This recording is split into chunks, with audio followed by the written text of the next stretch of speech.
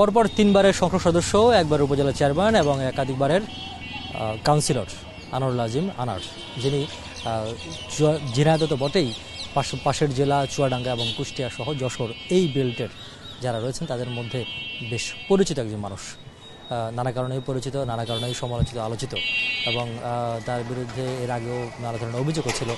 এই অঞ্চলের স্বর্ণ এবং মাদক চোরাচালান সহ নানা ধরনের যে অভিযোগগুলো রয়েছে সেগুলো তো রয়েছেই। তবে গেল কয়েক বছর ধরে তিনি তার যে জনসম্পৃক্ততা, সেই কারণে এখানকার নেতাকর্মীরা আসলে সেসব বিষয়ে এখন কথা বলতে চান না, এবং তারা এই যে তার হত্যাকাণ্ড এবং সেটি অত্যন্ত নৃশংসভাবে তাকে হত্যা করা হয়েছে পাশের দেশ কলকাতায়, যেখানে তিনি চিকিৎসার জন্য গিয়েছেন বলে জানা গেছে। এর মধ্যে বেশ কয়েকজনকে ধরা হয়েছে বাংলাদেশ এবং কলকাতায়।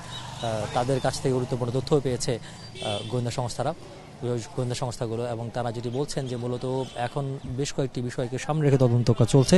ব্যবসায়িক বিরোধ, পাশাপাশি এবং এই যে চোরাচালানকে কেন্দ্র করে যে একটি সিন্ডিকেট, সেই সিন্ডিকেটের মধ্যে কোনো ধরনের দ্বন্দ্ব রয়েছে কিনা সেটিও দেখা হচ্ছে, পাশাপাশি রাজনৈতিক বিরোধ আছে কিনা সেটিও খতিয়ে দেখা হচ্ছে। তবে সবকিছু মিলিয়ে একটি গোমট পরিবেশ বিরাজ করছে ঝিনাইদহ এবং অর্থাৎ এই কালীগঞ্জে। এখানে আমরা সকালে এসেছিলাম, নেতাকর্মীরা আসলে সেভাবে মুখ খুলতে চান না, এবং তাদের এখন একটি দাবি, সেটি হচ্ছে এই হত্যাকাণ্ডের পেছনে যারা রয়েছেন, অর্থাৎ মাস্টার মাইন্ড হিসেবে যাদের পরিচিত নাম এসছে বা যারা সরাসরি কিলিং মিশনে অংশ নিয়েছেন, তাদেরকে অতি দ্রুত সম্ভব বিচারের আওতায় আনা, অর্থাৎ এই যে হত্যাকাণ্ড, এই হত্যাকাণ্ডের মোটিভ সম্পর্কে স্পষ্ট ধারণা হওয়া এখন প্রয়োজন বলে মনে করছেন। কারণ এখানকার জনপ্রতিনিধিদের সঙ্গে আমাদের কথা হচ্ছে, তারা যদি বলছেন যে একজন জনপ্রতিনিধি পাশের দেশে গিয়ে খুন হওয়া এটি একটি অশনি সংকেত, রাজনীতির জন্য যেমন অশনি সংকেত, পাশাপাশি যারা ব্যবসা বাণিজ্য করেন তাদের জন্য এটি খুব একটা সুখকর নয়।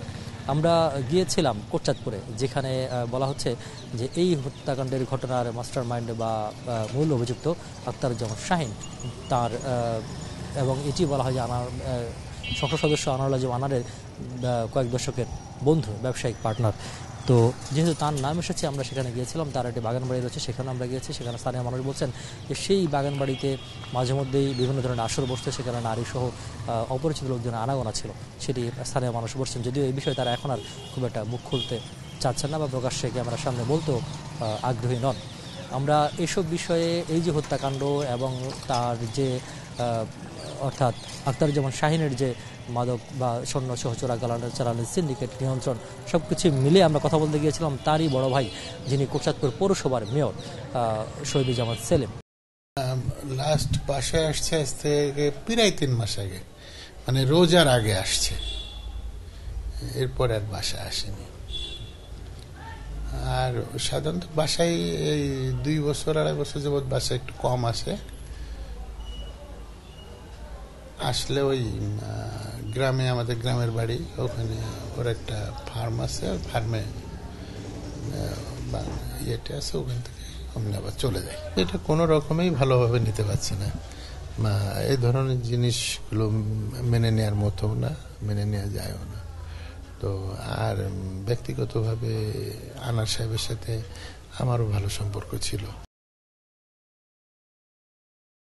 তার কাছে আমরা গিয়েছিলাম, তিনি যেটি বলছেন যে গত 3 মাস আগে, অর্থাৎ ঈদুল ফিতরের আগে তার বাসায় এসেছিলেন এবং তার সাথে দেখা হয়েছিল, এবং এরপর থেকে তার সাথে কোনো ধরনের যোগাযোগ নেই, এবং আপন ভাই হলেও তার সাথে খুব একটা যোগাযোগ রাখতেন না, বা তিনি হয়তো তার সাথে কোনো একটা যোগাযোগ ছিল না বলে দাবি করেছেন।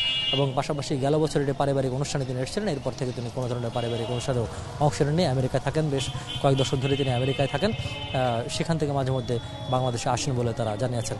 আর কালীগঞ্জের যারা মানুষ রয়েছেন, বা বিশেষ করে কালীগঞ্জের রাজনীতিবিদ যারা রয়েছেন, যারা আনারের সঙ্গে রাজনীতি করতেন, একই দলের রাজনীতি করতেন, তারাও বলছেন যে আখতারুজ্জামান শাহীনের সঙ্গে তার যে বন্ধুত্ব বা তার যে ব্যবসায়িক লেনদেন বা পার্টনার, এই বিষয়ে তারা খুব বেশি কিছু জানেন না। এবং বিষয়টি দুটি হতে পারে, হয়তো এক হচ্ছে তারা হয়তো আদতেই জানেন না, অথবা তারা জানলেও এখন যে পরিস্থিতি বা এখন যে বর্তমান অবস্থা, সেই অবস্থায় তারা বিষয়টি বলতে চান না। আর যেহেতু এটি অত্যন্ত নৃশংস হত্যাকাণ্ড এবং এখন পর্যন্ত লাশের হদিস পাওয়া যায়নি, যার কারণে এবং এটি পাওয়া যাবে কিনা সে বিষয়ে গোয়েন্দারা পর্যন্ত কোনো ধরনের স্পষ্ট ধারণা দিতে পারছে না তার লাশটা আদৌ পাওয়া যাবে কিনা। যেভাবে বলা হচ্ছে তাকে খুন করা হয়েছে, সেভাবে যদি খুনটি হয়ে থাকে তাহলে আসলে তার লাশের পাওয়ার সম্ভাবনাও ক্ষীণ। তো সব কিছু মিলে কালীগঞ্জের মানুষ এবং কালীগঞ্জের রাজনীতিবিদ যারা রয়েছেন তারা দাবি করছেন যে আপাতত অতীতের ভুল ত্রুটি সব ভুলে গিয়ে আপাতত যেসব ঘটনাগুলো ঘটেছে সেই ঘটনার সুষ্ঠু বিচার এবং এই ঘটনায় যারা দোষী তাদেরকে তাদের উপযুক্ত শাস্তি, পাশাপাশি এমপি আনারের মৃতদেহ দিয়ে অন্তত দেশে আনা হোক এবং দেশে এনে তাকে এখানে যে কালীগঞ্জের মাটিতে দাফন করার এটি ব্যবস্থা করা হোক। রিয়াজ রায়হান, যমুনা নিউজ, কালীগঞ্জ, ঝিনাইদহ।